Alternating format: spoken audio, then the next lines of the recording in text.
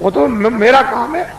तुम तो चिल्लाते जाओगे, बहुत से आते हैं बाबा जी हम आपका उपदेश नहीं सुनना चाहते। हमने कहा भाई बहुत अच्छी बात, हम उनसे बुरा कब मानते हैं। चोर आओ, डकैत आओ, ये आओ, सब आ जाओ, बड़े ध्यान से मेरी बातों को तो वो तो लेके रख लेना। अब मैं कुछ आपको सुनाना चाहता हूं।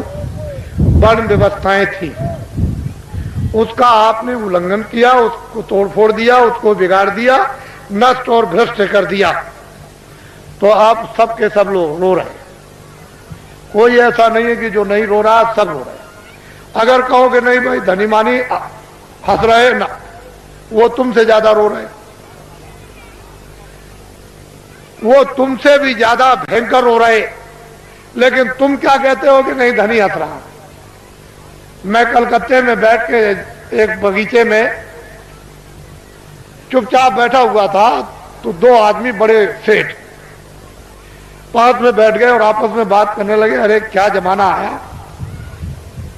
क्या मुसीबत है कि दिन में खाना भी नहीं खा सकते हैं, क्या आफत है। इससे अच्छा तो यह है कि बेचारा ये गरीब सो रहा है, ये बड़े आराम में बड़े सुख में है, और हम इतने पैसे वाले, मकान वाले और सब कुछ होते हुए और इतनी परेशानी में। तो हमने कहा अरे सेठ जी क्यों आप चिल्ला रहे हो, पहले तो तुम ये देखो कि ये जो सो रहा है वो कौन है, उसको जगाओ। उसको जगा गया, भाई तुम कौन हो। कह लगे अरे बाबूजी हम तो ठेला चलाते हैं। कितना दिन में कमाते होगे बाबूजी, बड़ी मुश्किल से 20 रुपए मिल जाते हैं। तो अरे भाई ये बताओ कि दुनिया में सुखी कौन है। कह लगे जिनके पास कोठियां, जिनके पास मोटरें, जिनके पास कपड़े, जिसके पास धन है और जिसके पास ये और जिसके पास वो बहुत।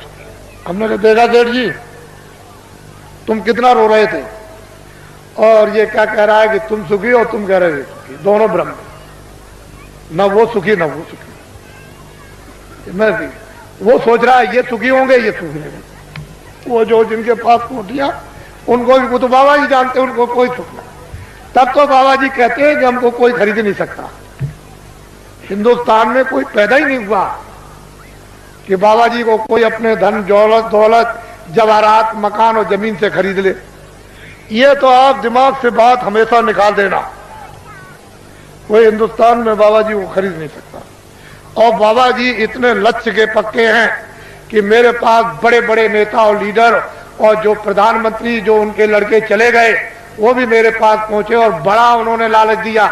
मैंने कहा इसका असर मेरे ऊपर में धूल के बराबर भी नहीं, लेकिन तुम देश का भला नहीं कर सकते, हम तुमको लिख करके देते हैं, आपके द्वारा देश का भला नहीं होगा। हम लिखते हैं आगे बड़ा आपके द्वारा नुकसान होगा देश का, और खूंरेजी होगी देश की, और ये होगा और बर्बादी होगी और महंगाई होगा, सब जड़ दिया।